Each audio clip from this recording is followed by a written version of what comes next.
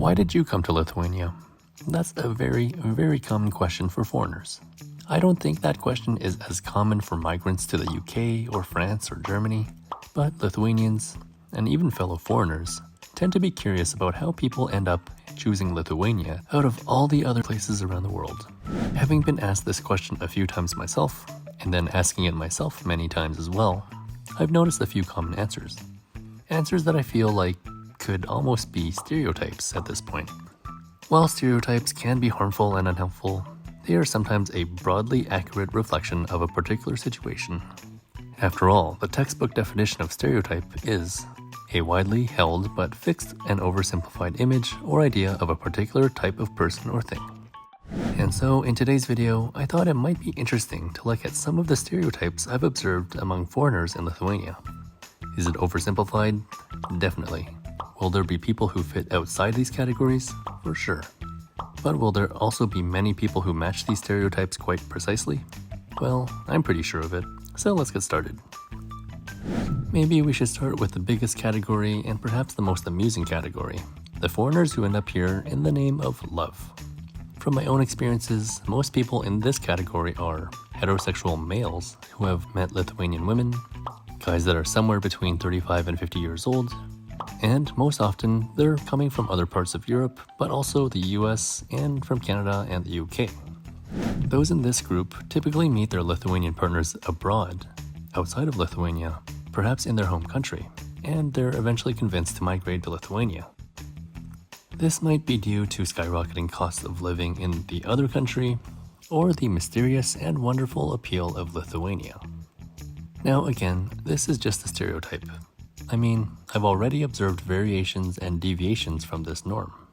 Sometimes, but far less often, it's a foreign female coming to Lithuania to settle with a Lithuanian guy.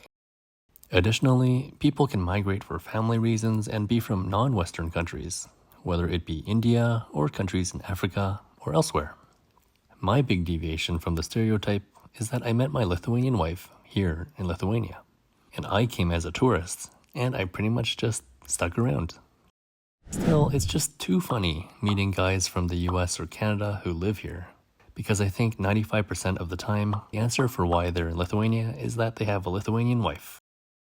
Moving on, the international student is another common foreigner you'll come across in Lithuania. These foreigners are often younger and between the ages of 20 and 28, and I think they would subdivide into two categories. Number one, international students from outside the EU, and two, international students from within the EU.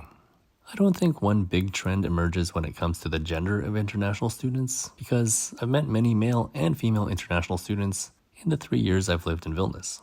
That is to say, nothing stands out one way or the other. But I would say that students from outside the EU are most often from sub-Saharan Africa, India, and Turkey. I think to a lesser extent, there are also quite a few international students from Morocco. I feel like the general force that attracts students from these areas of the world is the affordability of post-secondary education here. Getting a European quality standard of education at a price that is lower than elsewhere on the continent. It might also be due to less competition for spots at Lithuania's various universities. One last reason is that it might be seen as a gateway and stepping stone to living and working in Europe, which for many is the ultimate goal.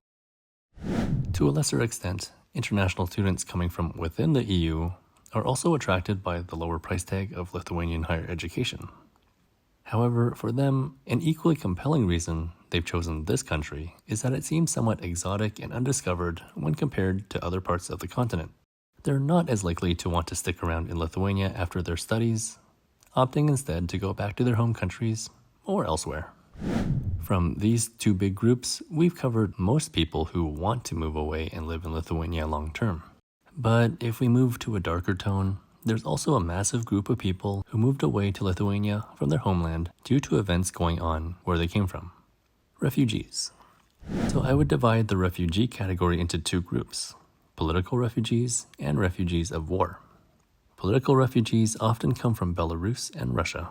They've decided that their home countries are too unstable or moving too far in the wrong direction, and that Lithuania is the destination that offers more opportunities and has a vaguely similar cultural vibe, while also being very understanding of their struggle.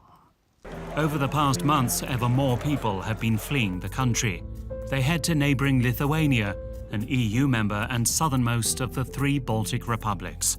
From our history, we know how devastating could be invasion and devastate lives of people for many, many generations.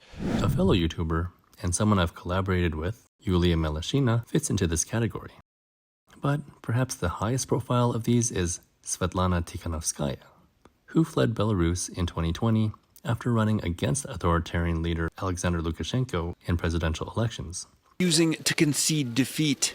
Former Belarusian presidential candidate Svetlana Tikhanovskaya is now in neighboring Lithuania, according to the country's foreign minister. The Lithuanian president on Monday expressed doubt about the election results that precipitated her departure. Spending much of her time in Vilnius, Tikhanovskaya has conducted her opposition activity in exile and was recently tried and sentenced in absentia for 15 years in prison. She was convicted by Belarusian authorities of committing high treason and conspiracy to seize power.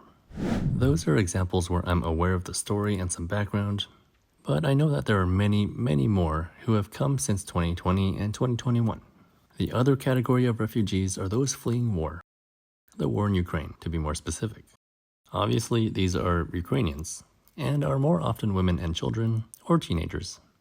This is due to the fact that martial law was imposed in Ukraine due to the Russian invasion, and because of this, men aged 18 to 60 have no right to leave Ukraine since they may be chosen to fight in defense of the country.